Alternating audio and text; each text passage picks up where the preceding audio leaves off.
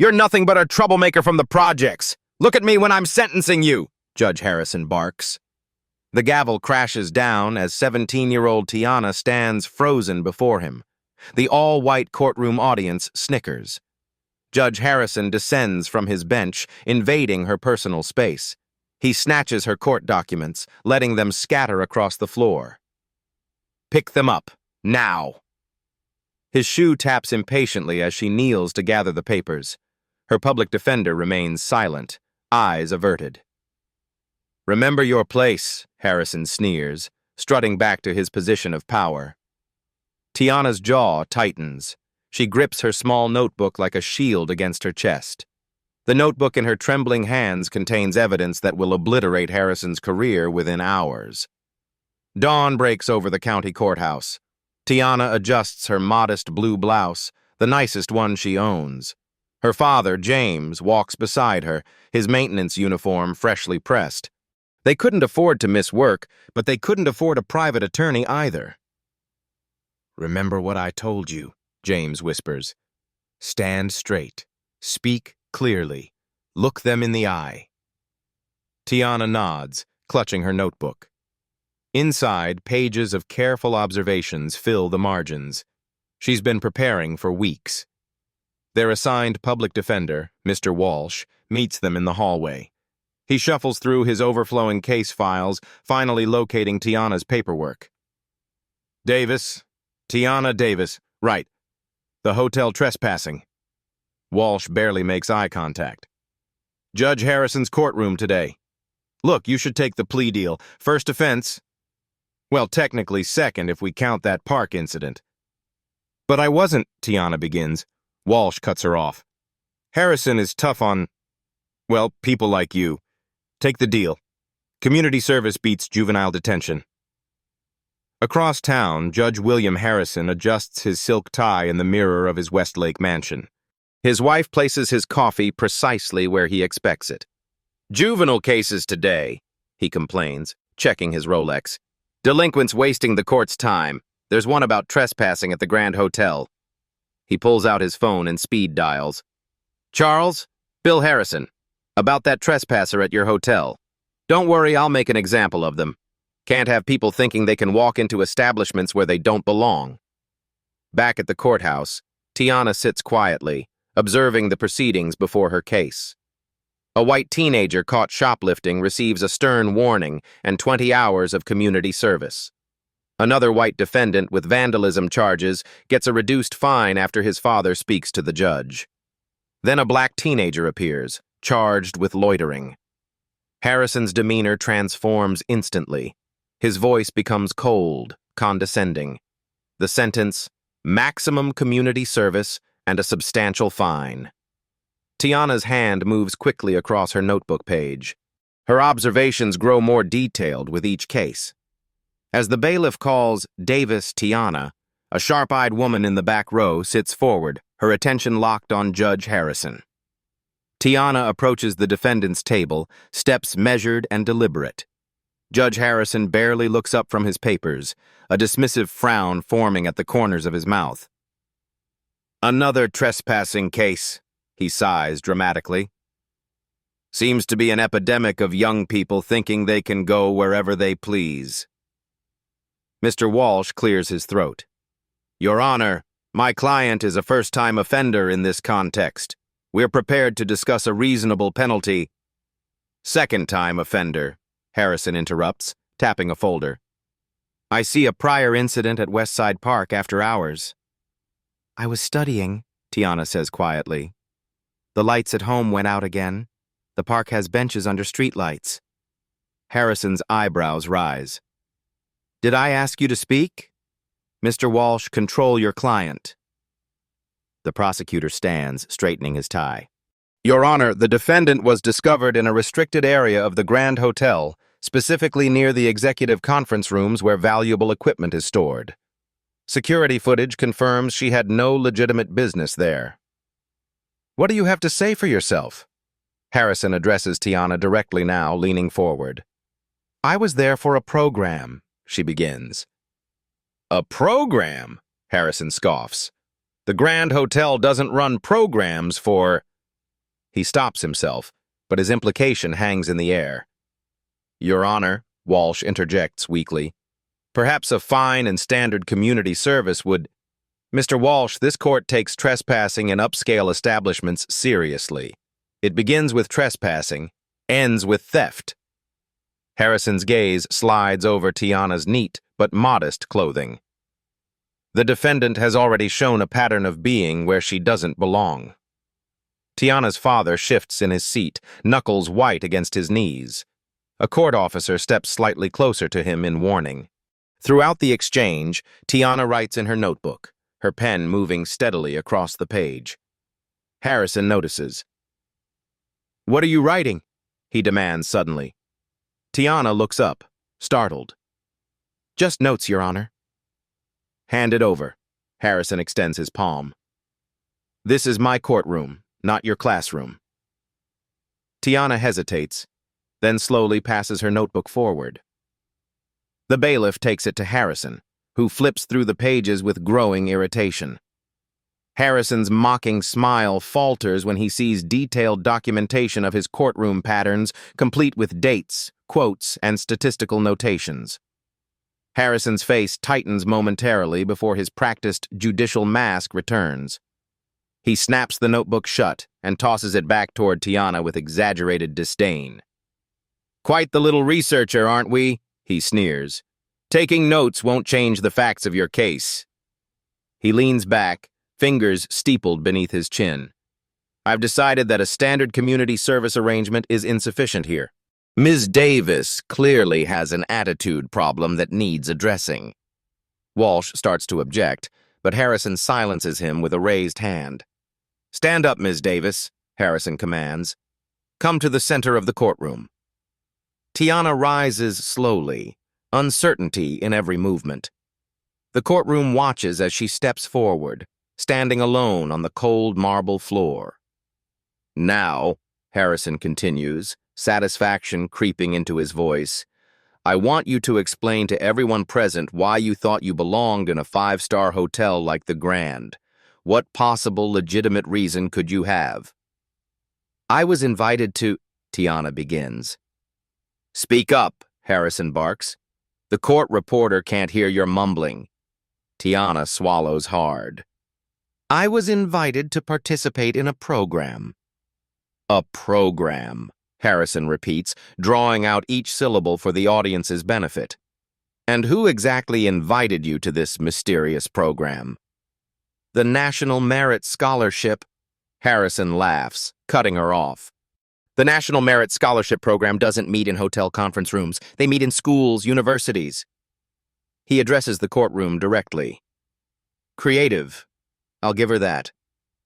Whispers ripple through the spectators. Tiana stands perfectly still, her face a careful mask hiding the humiliation burning beneath. "Turn around, Ms. Davis," Harrison instructs. "Let everyone see your idea of appropriate courtroom attire." Tiana hesitates. "That wasn't a suggestion," Harrison snaps. She turns slowly in a circle, her simple blue blouse and dark skirt modest and clean, if not expensive. "Your Honor," Walsh finally speaks up, "this is highly irregular and potentially..." "Mr. Walsh, are you questioning my methods?" Harrison's voice drops dangerously. "Because I can hold you in contempt as easily as your client." Walsh subsides immediately. Harrison lifts his phone. "I have Charles Whitfield, owner of the Grand Hotel, on the line." "Mr. Whitfield, was there any educational program scheduled in your conference rooms on Tuesday afternoon?" A tinny voice responds through the speaker. "Absolutely not, Your Honor. Our conference center is exclusively for business clients and hotel events. Security reported the young woman near our Platinum Suite, where we keep valuable equipment." Throughout this exchange, the woman in the back row continues observing, her tablet now recording every word. Two well-dressed individuals slip in beside her, conferring in hushed tones. Tiana stands alone in the center of the courtroom, back straight despite the public humiliation. A single tear threatens at the corner of her eye, but she blinks it back fiercely. "Thank you, Mr. Whitfield," Harrison concludes the call. "The court appreciates your time." He turns his attention back to Tiana. Still maintain you were there for a program? Yes, Your Honor, she answers, voice steadier than before. Defiant to the end, Harrison sighs theatrically. Tiana's phone buzzes in her pocket. She doesn't reach for it. The screen flashes briefly with a message. Hold steady. Justice incoming. You're not alone. Court will recess for 15 minutes, Harrison announces abruptly. Ms. Davis, don't leave the building. We're not finished with your case. The bailiff calls for all to rise as Harrison exits. The moment he's gone, whispers erupt throughout the courtroom. Tiana returns to her seat, face carefully composed despite the humiliation still burning in her chest. I need to use the restroom, she whispers to her father. James nods, concern etched in every line of his face. You're handling this with more strength than I could, he says softly. I'm proud of you. Tiana slips away, finding refuge in the courthouse bathroom. Only there, in a locked stall, does she allow herself a moment of vulnerability. Silent tears stream down her face as she grips the edge of the sink, knuckles white with tension. She splashes cold water on her face, erasing the evidence of her tears. The bathroom door swings open. Tiana straightens, composing herself. A black woman in her 40s enters, dressed in an impeccable charcoal suit. She's the same woman who was watching from the back row. Tiana Davis? She asks, voice low and confident. Tiana tenses. Yes? Dr. Olivia Bennett, Educational Director for the National Merit Scholarship Program. She extends a business card with the organization's embossed logo. I believe we had an appointment at the Grand Hotel that was interrupted. Recognition flashes across Tiana's face. Dr. Bennett? But the hotel owner said, Charles Whitfield doesn't personally manage conference bookings, Bennett explains. Our event was arranged through their corporate office, not the local management. We book the same space quarterly through their diversity initiative program. She leans against the counter. I must apologize for not intervening sooner. When you didn't arrive for your interview, we investigated. What I've witnessed today is disturbing, but not, unfortunately, surprising. Bennett gestures toward Tiana's notebook. Your documentation of Harrison's behavior caught our attention. We've received similar reports from other minority students over the past year. Meanwhile, in his chambers, Harrison loosens his tie and answers his private line. Bill, it's Senator Grayson. Wanted to give you a heads up. Judicial review appointments are coming up next month. There's been some chatter about diversity on the bench. Harrison laughs. Political correctness gone mad. Don't worry about me. 20 years on this bench, and no one's successfully challenged my rulings yet. Still, might want to tread carefully, Grayson warns. Actually handling one of those cases now, Harrison replies. Another delinquent who needs to learn respect for private property, making an example of her as we speak. Back in the bathroom, Dr. Bennett makes several calls in rapid succession. First to the hotel's corporate headquarters, confirming the scholarship program booking. Next to the State Judicial Review Board, speaking in clipped, urgent tones. Yes, it's happening exactly as reported, she says. We're witnessing it firsthand. She listens briefly. Understood. Everything's being documented. Her final call is to a senior partner at Marshall & Reed Law Offices. Thomas, Olivia Bennett. We need that pro bono representation we discussed. Today. Right now, actually. She turns to Tiana. We've been building a case against Harrison for months. Your detailed notes provided exactly the pattern evidence we needed, but we required clear documentation of his behavior in court. The bathroom door opens again. James enters cautiously. Tiana, are you okay? Dr. Bennett introduces herself, quickly outlining the situation. Mr. Davis, your daughter was legitimately at that hotel for a scholarship interview. Judge Harrison's treatment of her today is part of a documented pattern of discriminatory behavior from the bench. James's expression shifts from confusion to determination. What do we do? Return to the courtroom. Tiana needs to remain composed no matter what Harrison says or does. The truth will come out, but timing is crucial. Tiana takes a deep breath. I can do this. As they prepare to return, Tiana notices the badge clipped to the lanyard of Bennett's colleague who has just joined them. The insignia reads, Governor's Ethics Commission, Special Investigation Unit. The woman catches Tiana's eye and taps her tablet deliberately, confirming that every word, every action in that courtroom is being recorded. Court resumes with a sharp bang of Harrison's gavel. His mood appears to have darkened during the recess, his mouth set in a tight line as Tiana returns to her place at the defendant's table. After consideration, Harrison announces without preamble, I've determined an appropriate penalty for Ms. Davis's offense and continued dishonesty. He shuffles papers for dramatic effect.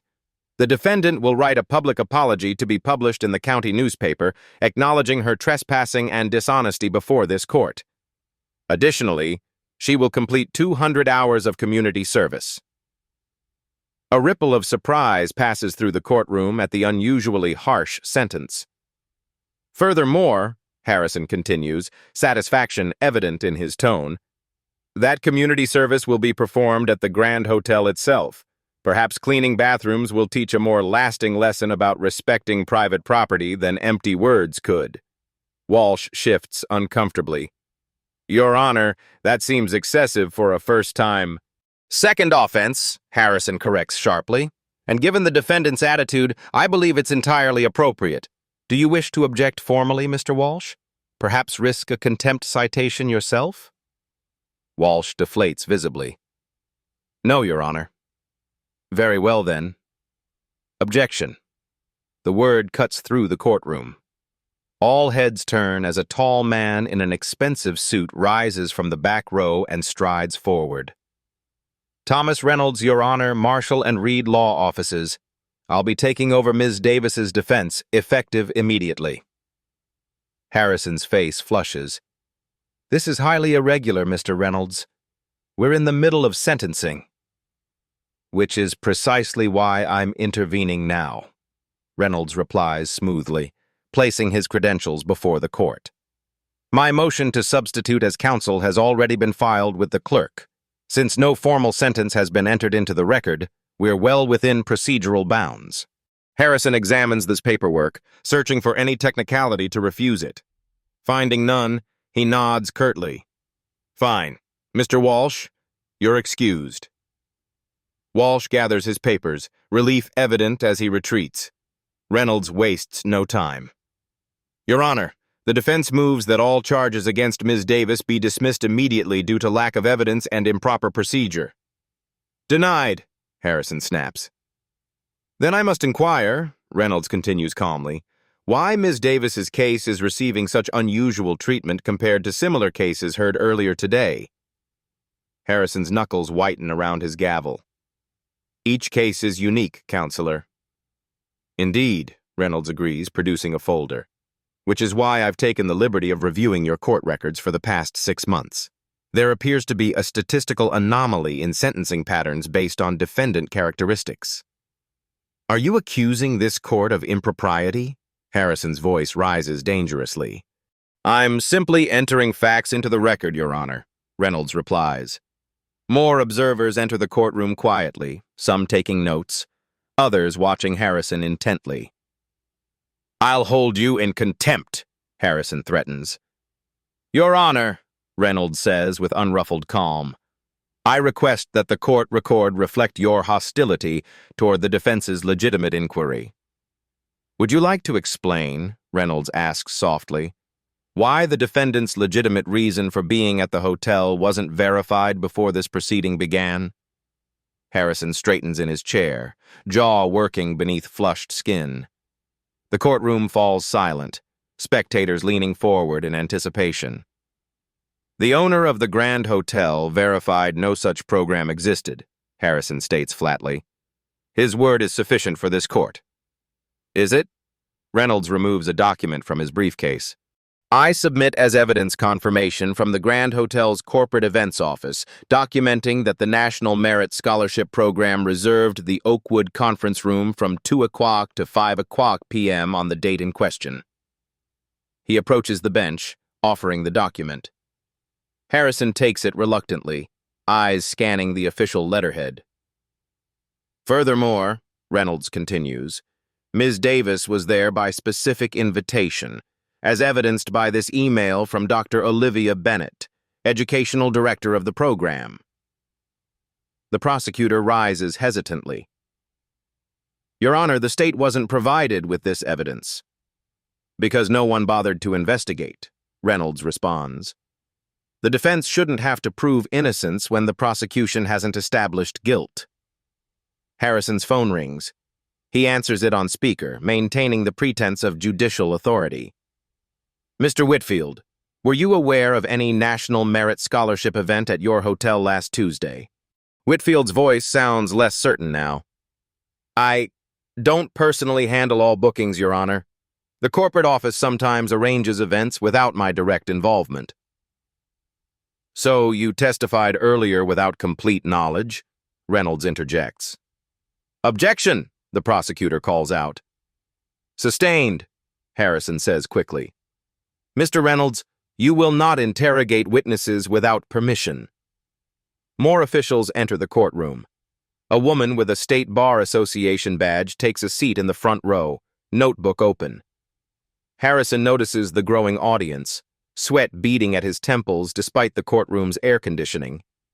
He tugs at his collar, attempting to regain control of the proceedings that are rapidly slipping away. The court will take these new documents under advisement, Harrison announces.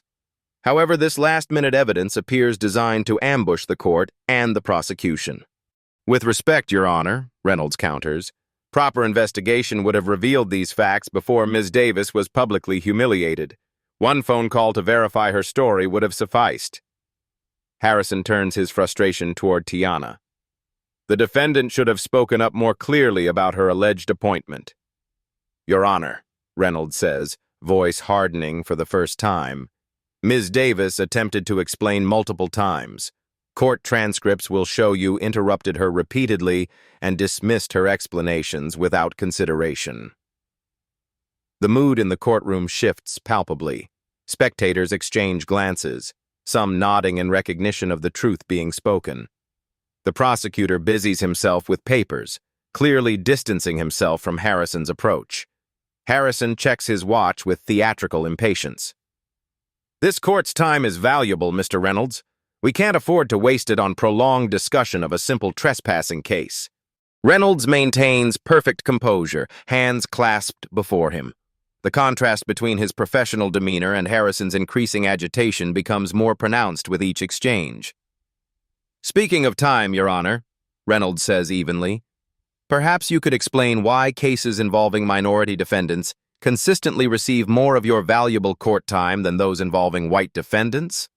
How dare you? Harrison explodes, slamming his gavel with such force that the sound echoes like a gunshot through the courtroom. This is contempt of court. One more insinuation like that and I'll have you removed. Reynolds doesn't flinch. I'm simply asking about a statistical anomaly in your court records, Your Honor. Public records show minority defendants receive an average of 43 minutes of court time, while white defendants average 17 minutes for comparable charges. Clear the courtroom, Harrison shouts, face mottled with rage. Everyone but essential personnel out! No one moves. The bailiff shifts uncomfortably, looking between Harrison and the growing number of official observers. Reynolds remains unruffled. I'd like to call Dr. Olivia Bennett to provide context regarding Ms. Davis's presence at the Grand Hotel. Before Harrison can object, Dr. Bennett approaches the witness stand. After being sworn in, she sits with perfect posture, credentials displayed prominently on the lanyard around her neck. Dr. Bennett, Reynolds begins, please explain the National Merit Scholarship Program, and specifically why Tiana Davis was at the Grand Hotel. The National Merit Scholarship Program identifies exceptional students from underrepresented communities, Bennett explains. Tiana Davis came to our attention through her extraordinary academic achievements despite limited resources. She maintains a 4.0 GPA while working part-time and volunteering at her community library, Harrison interrupts. This character testimony is irrelevant to the trespassing charge. It speaks directly to motive, Your Honor, Reynolds counters. Ms. Davis had legitimate business at that location, which negates the essential element of the trespassing charge. Bennett continues, we conduct interviews at the Grand Hotel specifically because it provides a professional, neutral environment for evaluations. Candidates come from multiple districts. Harrison leans forward. Why not meet at a school or public library? Why a luxury hotel? We want our candidates to feel valued, Bennett replies evenly. Many come from neighborhoods where professional environments are limited. The hotel partnership demonstrates our commitment to treating these scholars with the same respect afforded to business executives. The prosecutor, sensing the shifting tide, stands. Your Honor, in light of this new evidence, the state requests time to investigate these claims before proceeding. Harrison ignores him, fixating instead on Tiana, who sits with quiet dignity, her notebook open on the table before her. She continues to write, documenting every word of the proceedings. Ms. Davis, Harrison snaps, I've had enough of your note-taking. Hand over that notebook immediately. Reynolds stands. Objection, Your Honor. Those notes constitute private attorney-client communications and work product. Harrison's patience shatters. I want to see what she's writing about my courtroom. The admission hangs in the air, revealing Harrison's true concern. Not justice, but his reputation. Tiana looks up, meeting Harrison's gaze directly for the first time. The room falls silent, tension stretching between them like a wire about to snap. Actually, Tiana says, her voice clear and steady, I'm happy to explain exactly what I've been documenting, if you're prepared for everyone to hear it. The silence in the courtroom deepens. Harrison's momentary satisfaction at Tiana's apparent surrender quickly fades as he registers the confidence in her voice. Proceed, he says, caution creeping into his tone. Tiana rises, standing straight-backed before the court. Gone is the intimidated teenager from earlier. In her place stands a young woman with purpose radiating from every inch of her slender frame. For the past 7 months, she begins, I've been tracking judicial misconduct across multiple courtrooms for a student research project on equal justice in our county's legal system. She opens her notebook, revealing meticulous charts, graphs, and dated entries. What began as a school assignment evolved when I noticed disturbing patterns. Defendants of color consistently receive harsher sentences than white defendants for identical charges. Dismissal rates for white defendants are 78% higher. Court-appointed attorneys for minority defendants are given an average of 4.3 minutes to consult before proceedings, while attorneys for white defendants average 12.7 minutes. Harrison attempts to interrupt, but Reynolds raises his hand. Your Honor, you specifically requested that Ms. Davis explain her documentation. Please allow her to finish.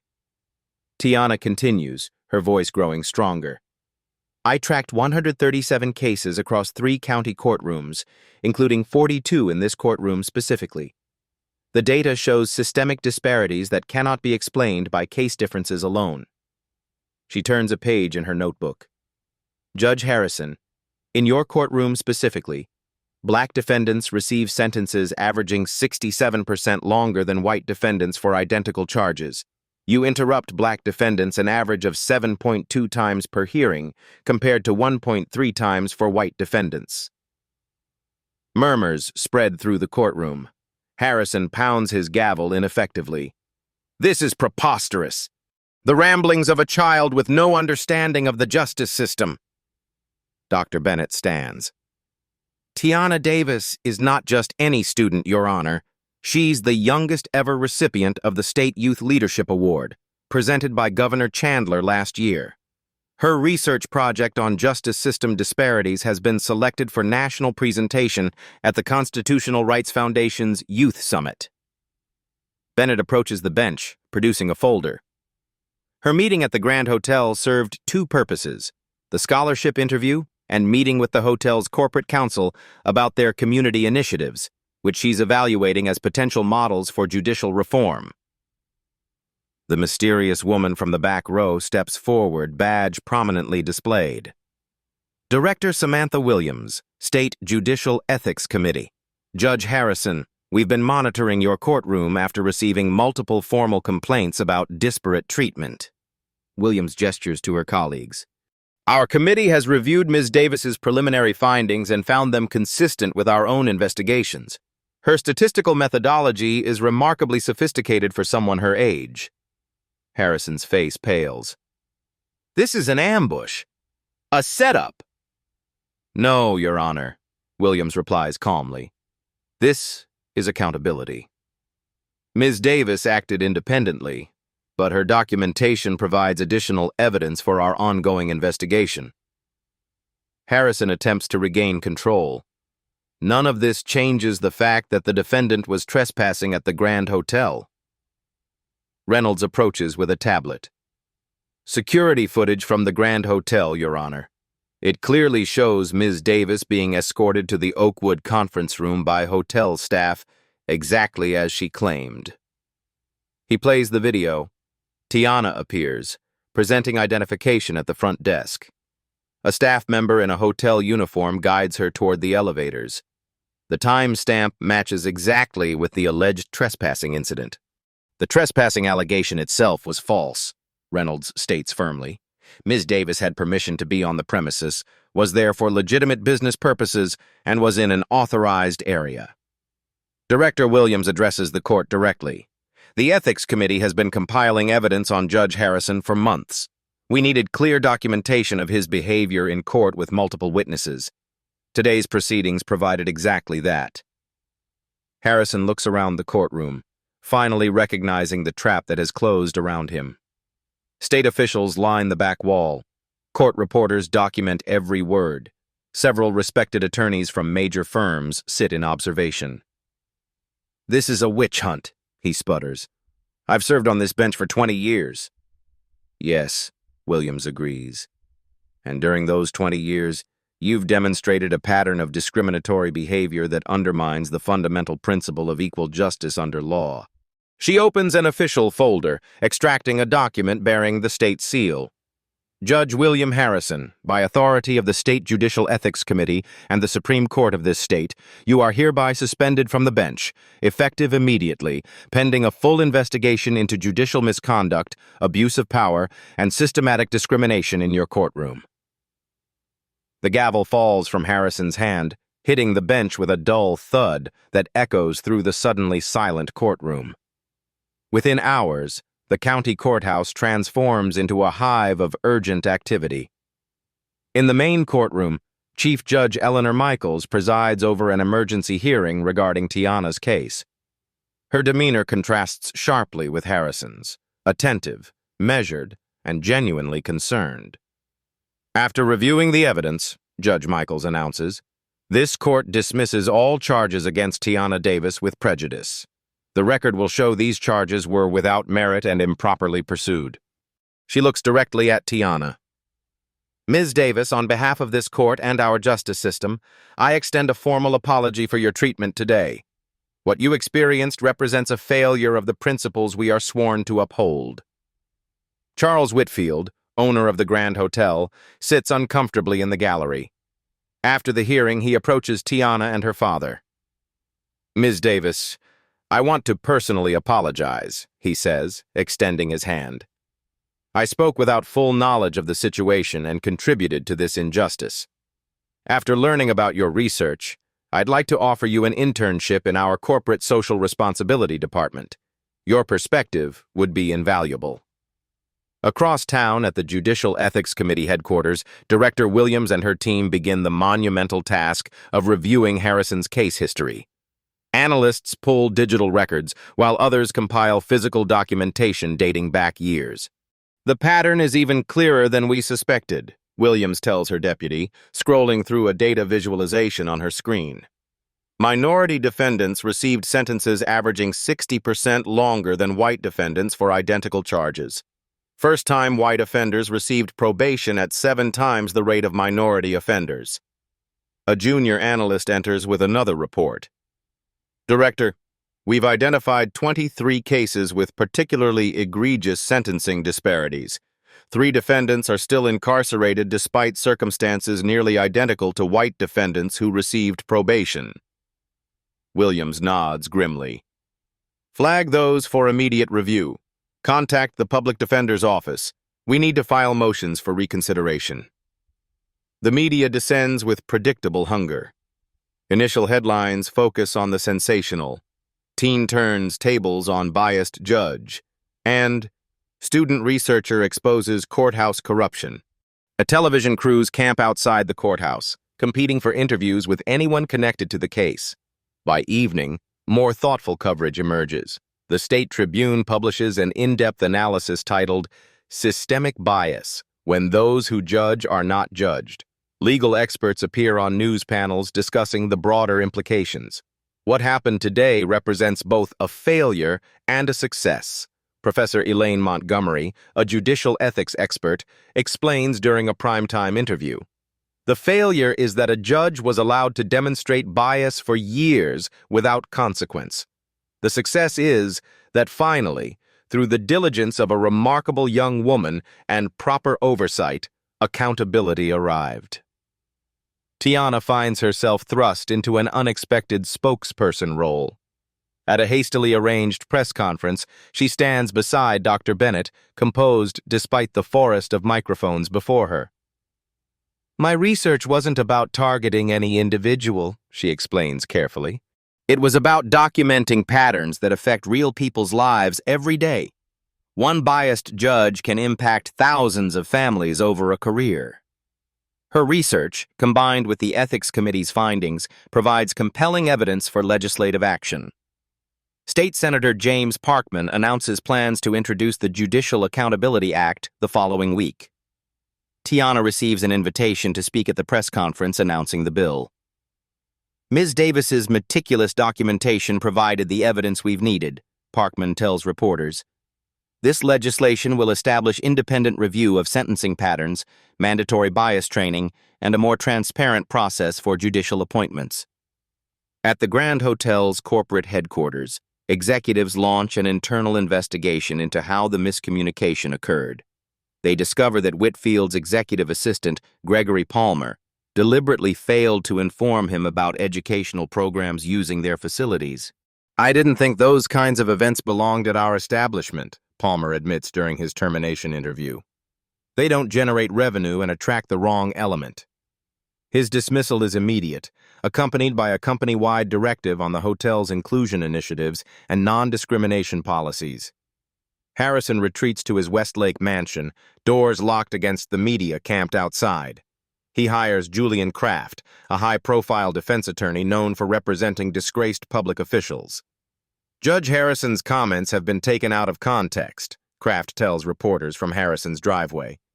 His distinguished career speaks for itself. We are confident that a full and fair review will exonerate him from these politically motivated accusations. The statement backfires when the Ethics Committee releases transcripts of Harrison's courtroom remarks from multiple cases, revealing a consistent pattern of condescension and bias toward minority defendants. Even his political allies begin distancing themselves, their statements evolving from strong support to waiting for all the facts. Governor Chandler addresses the situation during a scheduled press conference.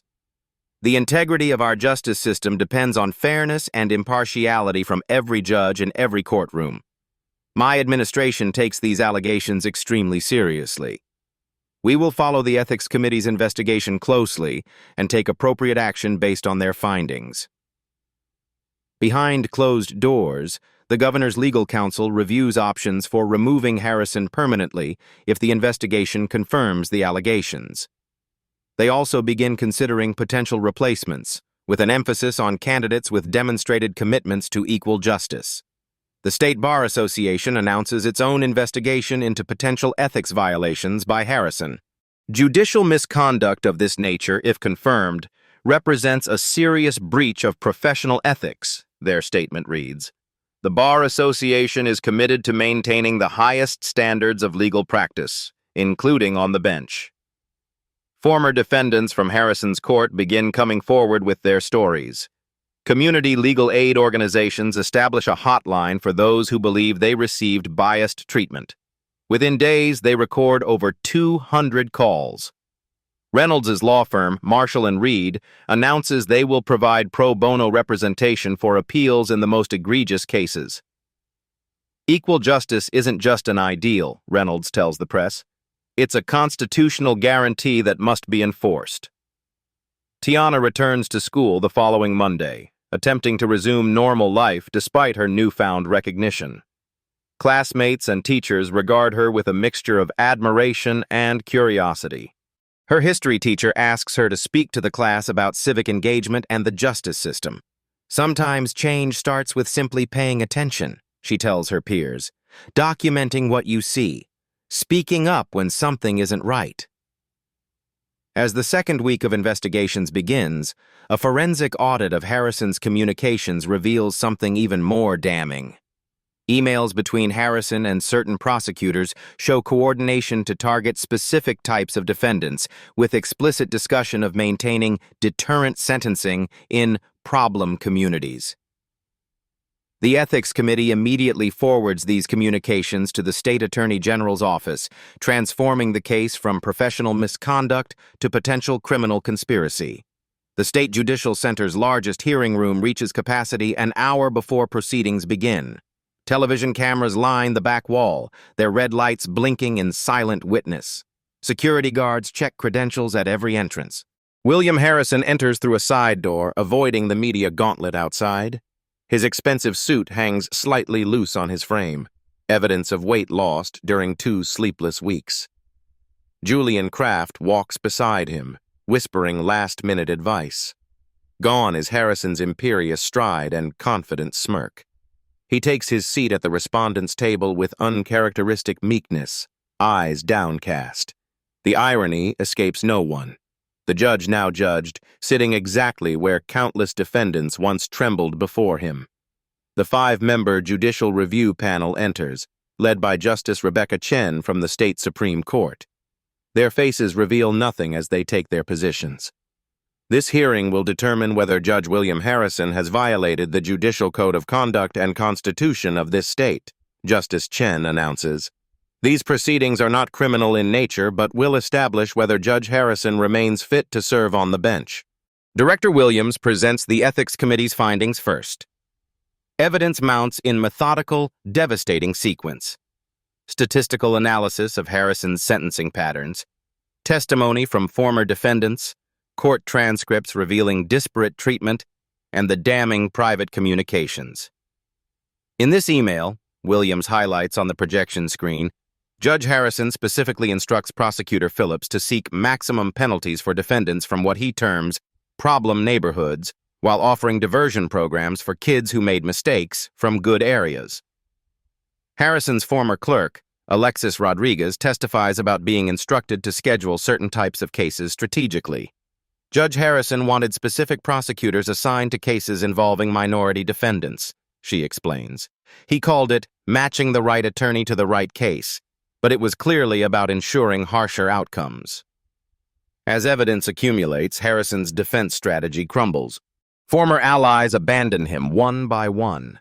Charles Whitfield, initially called as a character witness, instead provides a sworn statement about Harrison's previous comments regarding keeping undesirables away from establishments like the Grand. He told me during a golf game that strict sentencing was necessary to maintain property values and keep certain elements where they belong, Whitfield's statement reads. At the time, I didn't challenge these comments. That failure of moral courage is something I now deeply regret. Even more damaging, Assistant District Attorney Mark Phillips admits to feeling pressured by Harrison. There was an unspoken understanding, Phillips testifies. If you didn't pursue the sentences he wanted, your cases wouldn't be scheduled favorably. Young prosecutors who needed wins to advance their careers understood this clearly. As the second day of hearings concludes, Harrison requests permission to make a statement. Justice Chen grants his request, perhaps hoping for contrition. Harrison approaches the podium slowly. He begins with practiced humility, expressing regret for any misunderstandings and citing his 20 years of dedicated service. But as questioning from the panel intensifies, his veneer cracks. You don't understand the realities of maintaining order, he snaps when Justice Chen presses him about the email evidence. Someone has to make tough decisions to keep communities safe. And those tough decisions just happen to fall disproportionately on minority defendants? Justice Chen asks. Harrison's restraint finally shatters. Look at the statistics. Look at where the crime comes from. Someone needs to keep these communities in line or we all suffer. I was doing what needed to be done while the rest of you hide behind political correctness. A collective gasp ripples through the hearing room. Camera operators zoom in on Harrison's flushed face as he continues his tirade. You want to know the truth? Fine. Some people respond to second chances. Others only understand consequences. I gave each what they needed, and I make no apologies for it. The outburst confirms every allegation against him. Court reporters' fingers fly across keyboards, capturing every damning word. Within minutes, his statement trends across social media platforms, the unvarnished prejudice impossible to misinterpret. The panel deliberates for less than 2 hours before returning their unanimous decision. This panel finds that Judge William Harrison has egregiously violated the judicial code of conduct through demonstrated bias, abuse of power, and actions that have undermined public faith in our justice system, Justice Chen announces. We recommend his permanent removal from the bench and referral to the State Bar Association for disbarment proceedings. She continues, her voice firm. Additionally, we are referring our findings to the Attorney General's office for review of potential civil rights violations under state and federal law. Harrison sits motionless, the reality of his complete downfall finally sinking in. 20 years of power and prestige evaporated in 2 weeks. As Harrison shuffles from the hearing room in defeat, he freezes in the hallway. Tiana stands directly in his path, a documentary crew capturing the moment his eyes meet those of the young woman who catalyzed his downfall. 6 months pass, each bringing fresh waves of reform across the state's judicial landscape. The Harrison case, once headline news, has transformed into something more significant, a catalyst for systemic change. In the Capitol, Chief Justice Monroe addresses the annual judicial conference, hundreds of judges filling the auditorium. The integrity of our system depends not just on the letter of the law, but on its equal application, she declares. The Harrison case forced us to confront uncomfortable truths about implicit bias and institutional failure. The statewide audit of judicial conduct, launched in the wake of Harrison's removal, has identified 5 other judges with similar patterns of discriminatory sentencing. 2 resigned rather than face investigation. 3 others are contesting the findings, but their cases in court have been reassigned pending review. This isn't about punishing individual judges, explains Judicial Ethics Director Williams during a panel discussion at the State Bar Association. It's about healing a system that has lost the public's trust. Every biased ruling damages faith in justice itself. New requirements cascade through the system. All judges must now complete implicit bias training annually. Sentencing data is published quarterly, searchable by demographics to identify disparities. A citizen review panel adds community oversight to judicial appointments, ensuring diverse perspectives in evaluation. At the Grand Hotel, transformation takes a different form. The corporate headquarters has instituted comprehensive diversity and inclusion training for all staff. More significantly, they've established the Future Leaders Scholarship for underprivileged youth interested in hospitality management and business leadership.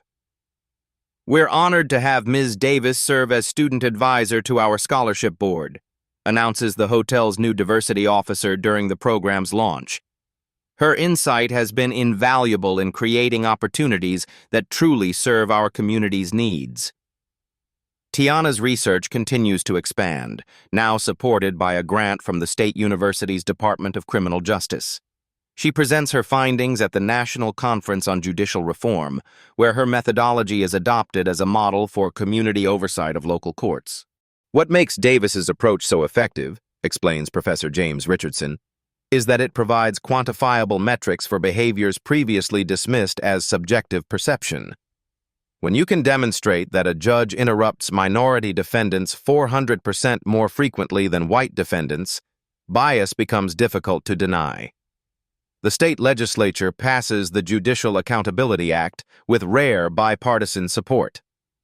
Governor Chandler signs it in a ceremony where Tiana stands among the dignitaries. Key provisions include mandatory recording of all court proceedings, transparent sentencing guidelines, and an independent review process for complaints of judicial misconduct. This legislation ensures that what happened in Judge Harrison's courtroom never happens again, the governor declares. Equal justice under law isn't just a phrase we carve on courthouse walls, it's a promise we must keep. Former defendants from Harrison's court see tangible results from the reforms.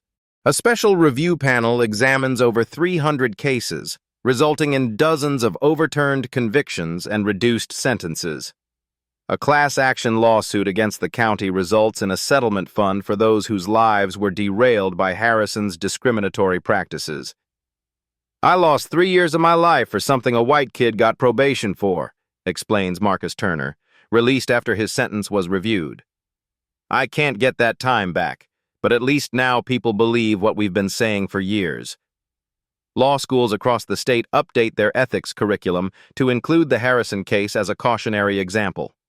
Bar exam questions now test understanding of judicial bias and attorney obligations to report misconduct. As Tiana prepares for high school graduation, a letter arrives bearing the presidential seal, an invitation to join a special White House commission on criminal justice reform. 1 year after the fateful day in Harrison's courtroom, Tiana stands at the podium in Courtroom 3, now renamed the Equal Justice Chamber. Sunlight streams through tall windows, illuminating the diverse crowd gathered for Judge Amara Patterson's inauguration ceremony.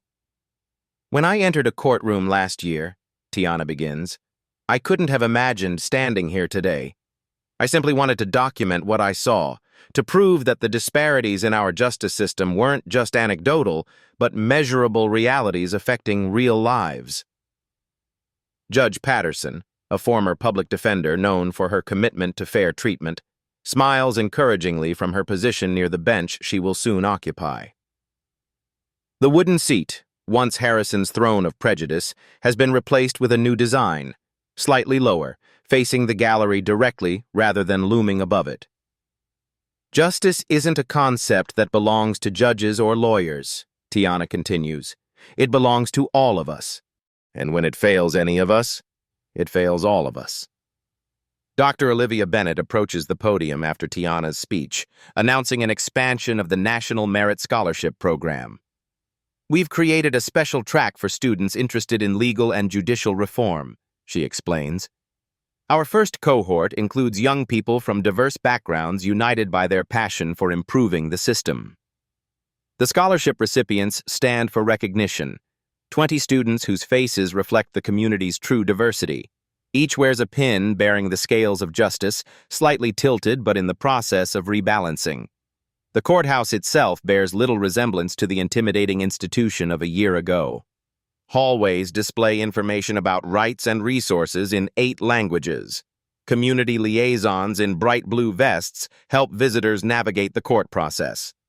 A monitor in the lobby displays the quarterly review of sentencing data, transparent for all to evaluate.